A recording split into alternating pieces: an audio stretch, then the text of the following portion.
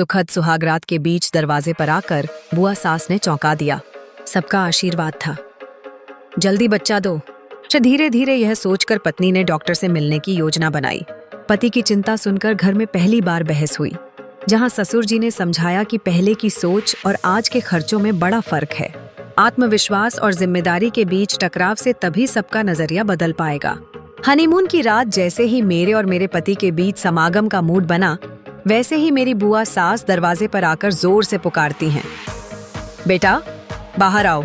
जल्दी से मैंने कपड़े पहने और मन में सोचने लगी कि क्या तरीका है ये। बाहर आते ही उन्होंने कहा, आज तुम्हारी सुहागरात है, सब कुछ अच्छे से करना तुम्हारी जिम्मेदारी है। बबुआ अभी नादान है। मैं शर्माते हुए मन में सोचने लगी कि 4 महीने फोन पर बात करने से ही समझ आ गया था कि आपके बबुआ कितने नादान हैं। मैंने बुआ जी से कहा, ठीक है बुआ जी। और बुआ जी बोलती हैं, बस जल्दी से एक पोता या पोती का मुंह दिखा दो, नेक काम में देरी बर्दाश्त नहीं होती। फिर मैं अपने कमरे में आई और पतिदेव के साथ शरारत भरी बातें हुई और फिर वही हुआ जो होना था। कुछ दिन बाद घर में मेहमान आने लगे। लोग बारी बारी आते और सभी औरतें एक ही आशीर्वाद देती, जल्दी से एक बच्चा दे दो।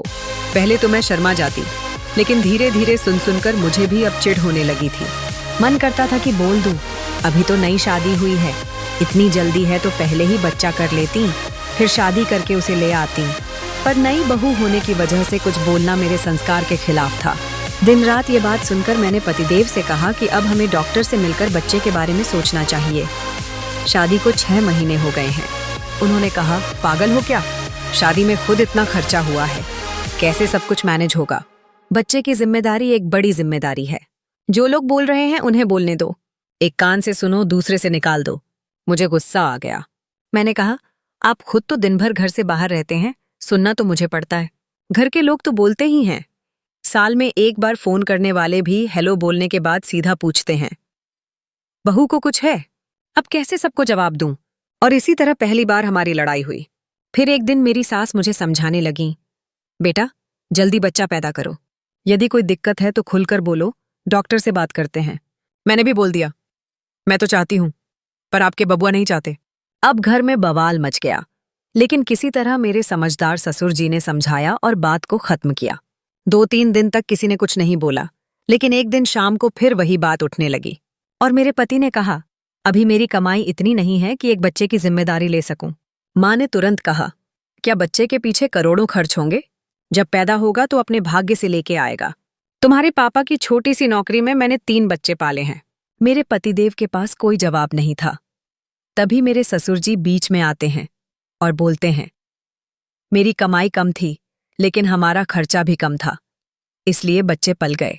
पहले हमारी जरूरत सीमित थी, रोटी, कपड़ा और मकान, ये सबसे ज्यादा जरूरी था। इसके अलावा अन्य किसी चीज की जरूरत नहीं थी। लेकिन आज रोटी, कपड़ा, मकान और इंटरनेट जिंदा रहने के लिए जरूरी हैं।